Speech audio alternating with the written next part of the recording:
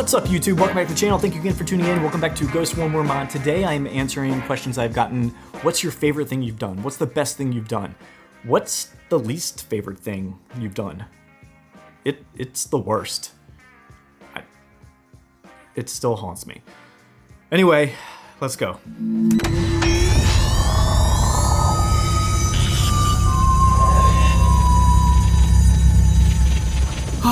Okay, here we go. Need a little bit of liquid courage for this one.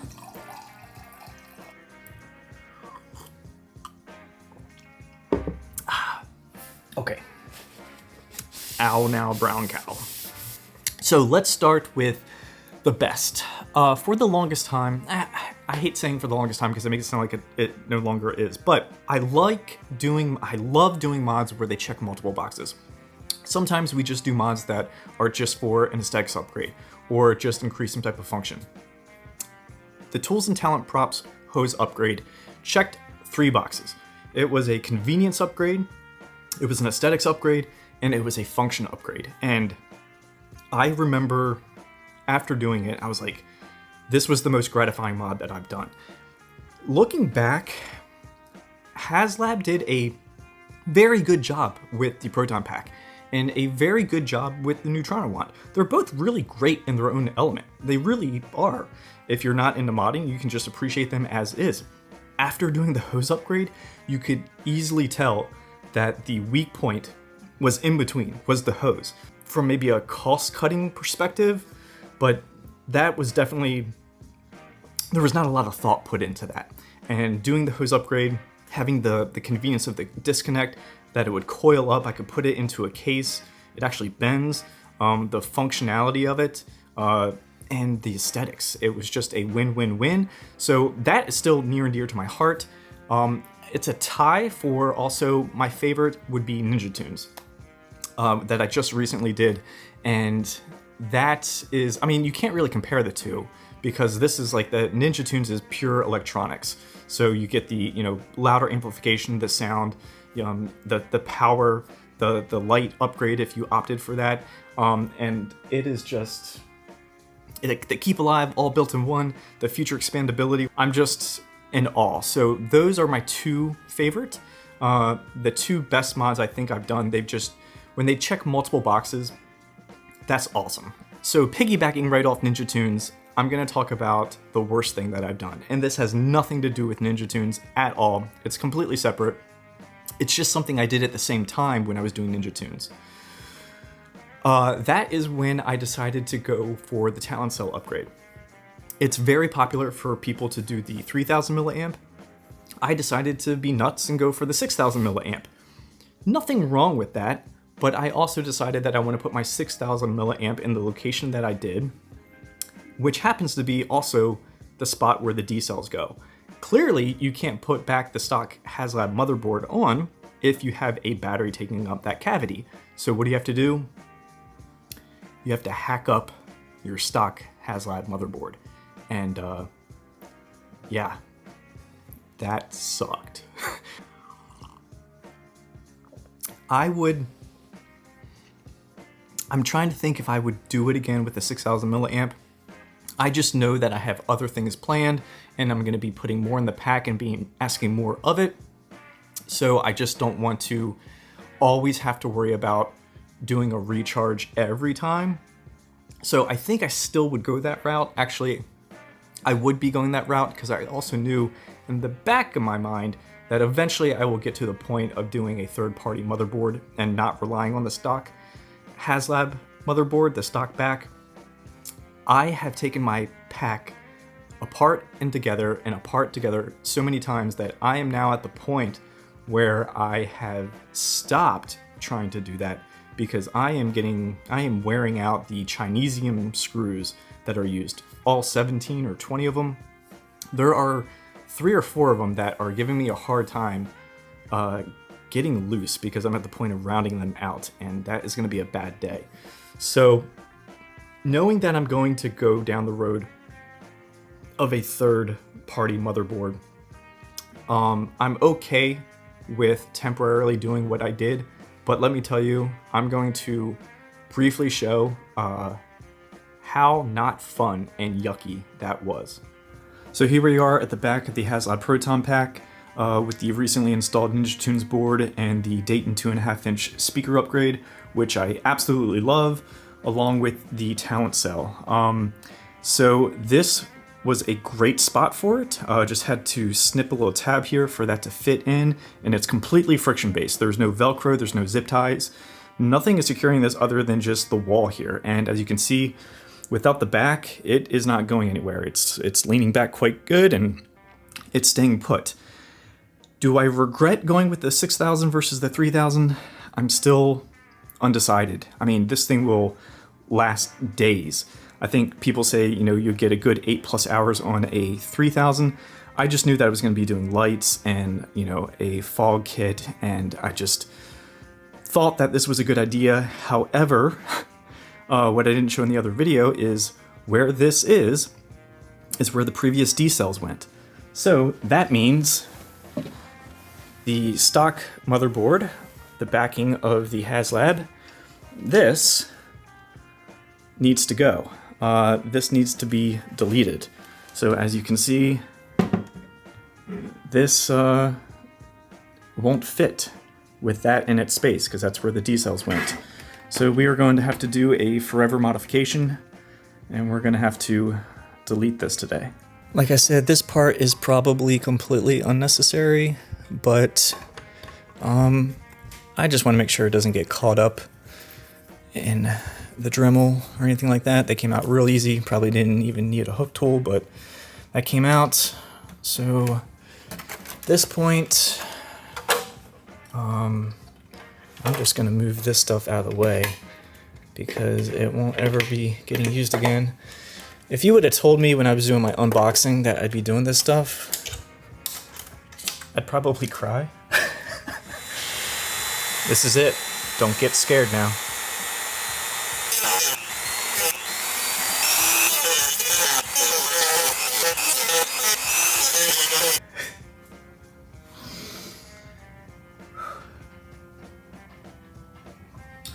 Just buy a motherboard. Just buy a motherboard. This will make a what sucks video in the future.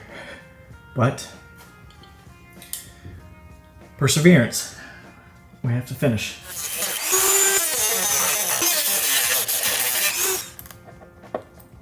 Oh. Oh man, what a oh. Okay. It's out. Yay. Cool. I'll just get a sander bit. I'll clean up some of these rough edges. Knock on wood. This should not be as difficult.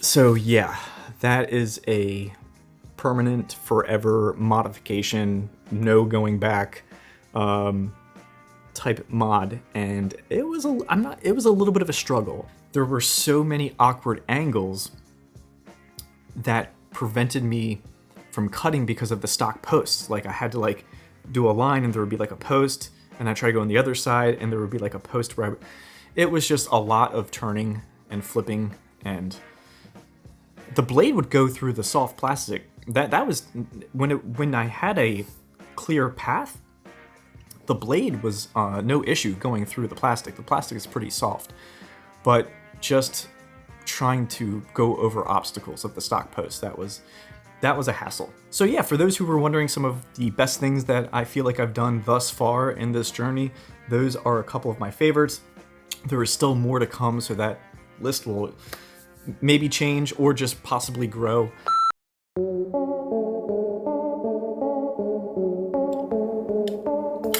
What's up, everyone?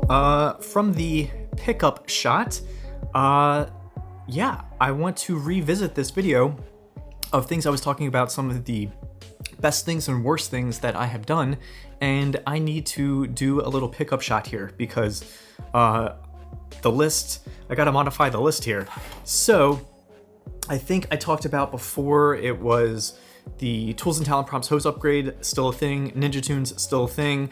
Destroying the back of my stock HasLab motherboard, still a thing. But two things. One, since then, reason why I'm not as sad anymore is I got something. I got a Redmond motherboard and I am stoked about putting that in. Look, it's already cut out for me. So that will be a future video upgrade. I am stoked for that. And a new product released by no other than Tools and Talent Props. This is model EOES. And inside here, we have something that it's not like a modification. It's pretty much like a utility tool, if I had to say so. It is super simplistic. It's one of those things where I'm just kind of like, why didn't I think of that? But this is brought to you by no other than a collaboration, once again, from Tools and Talent Props. And on the other side, carved in, we have Right Coast Props. They worked on the power sled upgrade to the hose upgrade, which is funny because I just talked about how the hose upgrade was one of my favorite modifications that I've done. So another collaboration between Right Coast Props and Tools and Talent Props coming out with a win. I'll tell you why this speaks so much to me is because I am a videographer for my local Ghostbusters group in Maryland, Charm City Ghostbusters. And if I am going to an event, I would say probably more than half of them, I am doing some type of filming. So that means I'm bringing my camera, I'm bringing my camera cage, I'm bringing my camera bag, and I'm bringing my tripod. Haven't even gotten to my Ghostbusters gear yet. Thankfully, I do have a nice case that holds pretty much everything besides my proton pack. But the last thing I want to do is carry another piece of equipment. Something very popular, and my group does it. We actually have 3 or 4 of them, where they are the speaker stands. So you have a speaker stand, and then there is some piping that you get from either your local hardware store, and you modify that a little bit, and you can put your pack onto that speaker stand, and it looks really nice. Raised up, especially behind like a booth. But for me, that is just another piece of equipment that I would have to pack up in the car. It's another piece of equipment that I would have to haul, and it would be probably a 3rd trip for me to get that duffel bag. And then the other thing too is if you ever want to put down your pack, you have a home base. You have to go to where that speaker stand is, which is absolutely fine if you're at a booth and that's where you want it to be. But for me, being as mobile as I need to be, if I do have my proton pack with me and I see a moment and I want to capture it, I just want to be able to put my pack down wherever I am and put it down right then and there.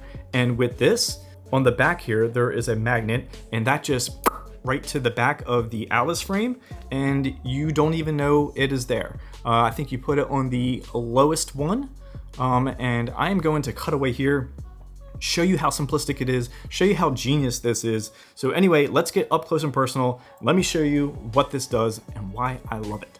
So I'm going to speculate here. This is something that I do not know is factual, but when I was looking at the design of this, seeing these 2 hooks and how these 2 just kind of bend up and these 2 just kind of bend up, was there a particular reason? And I originally thought it was for when it's at a 45-degree angle that, it just kind of, this part lays flat. I think that is partly true, but now I'm wondering if they're actually a dual purpose, because let me show you when I put this on the back of the Alice frame.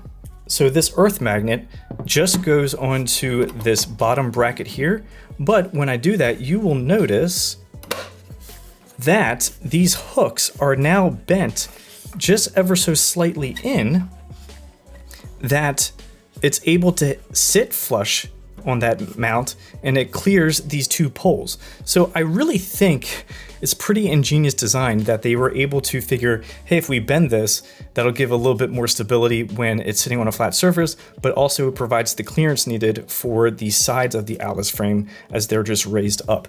So that's it. There's no way that you can feel this on your back because it is recessed in and it is behind the padding of the Alice frame. So you won't know it's there, and it's always with you.